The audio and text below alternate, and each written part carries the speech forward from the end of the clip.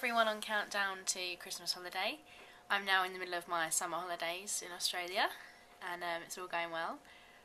This vlog is going to be about the difference between studynet and the internet system at my exchange university, Curtin Uni, which they use oasis, is their sort of equivalent of studynet.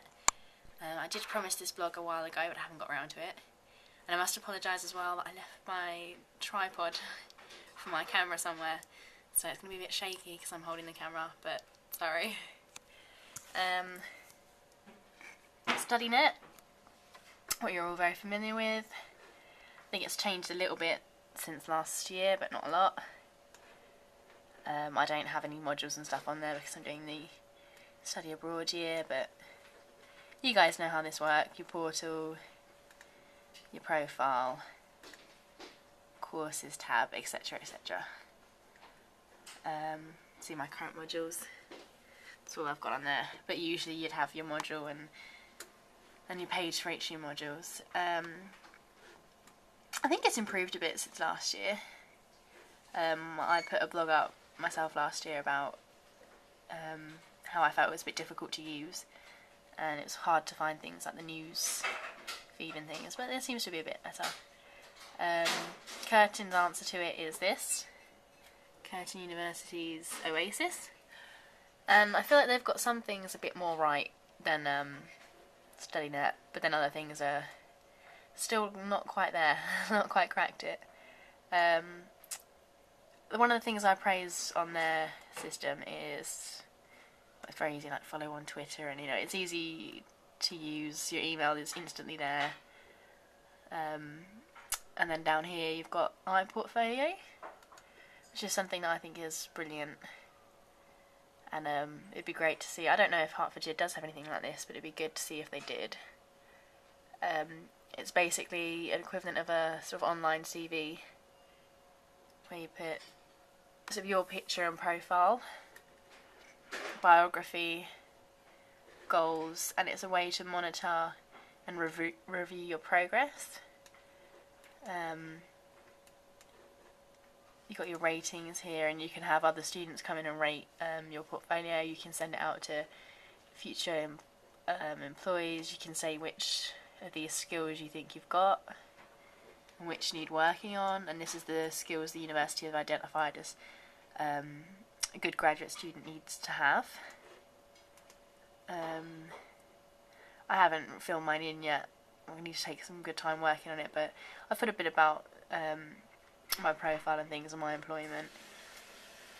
It's about your course, and you can put your resume under your employment thing, so I've put my resume on here, future employers to see.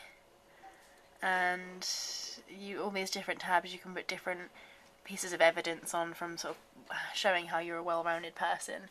So your course tab would obviously have bits and pieces from your course, your best pieces of work, anything that you want to show off really, like your grades and things.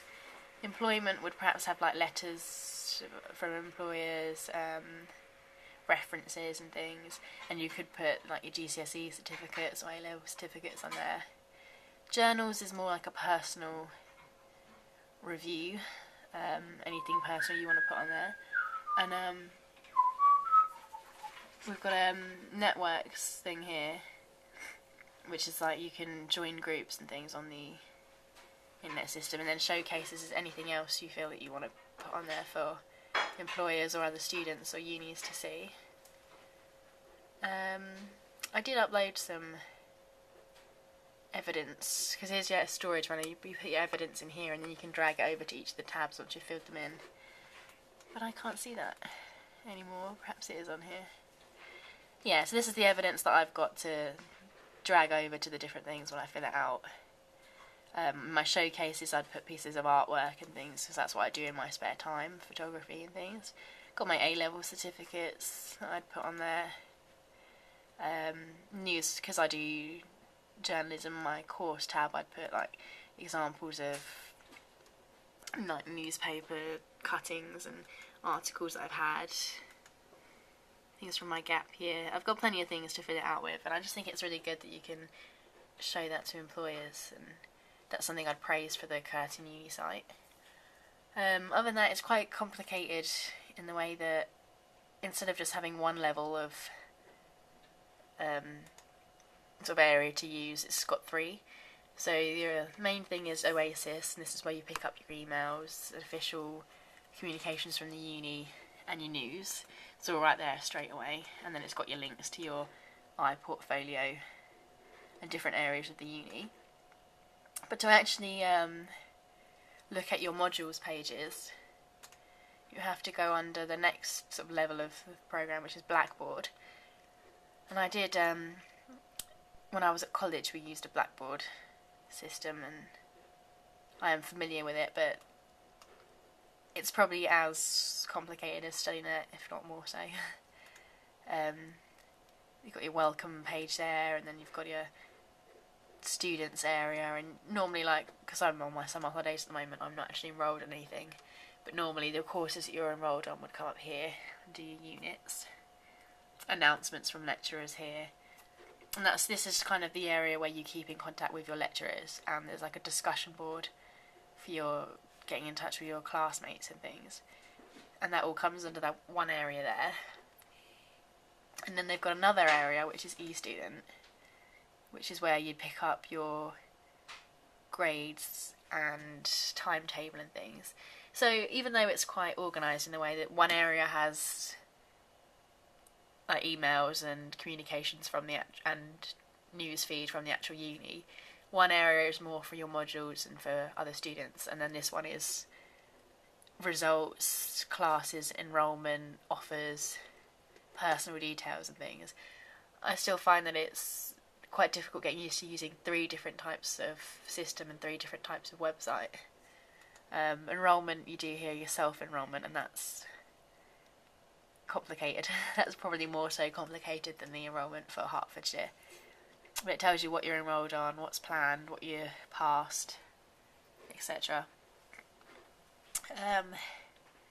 Yeah, there are some good things. I thought it perhaps might be worth seeing and comparing, perhaps also for the people that are involved in making a studynet, to see how other unis are using their systems. But it's quite strange to me that in all the years unis must be going, it doesn't feel like anyone's quite cracked it yet.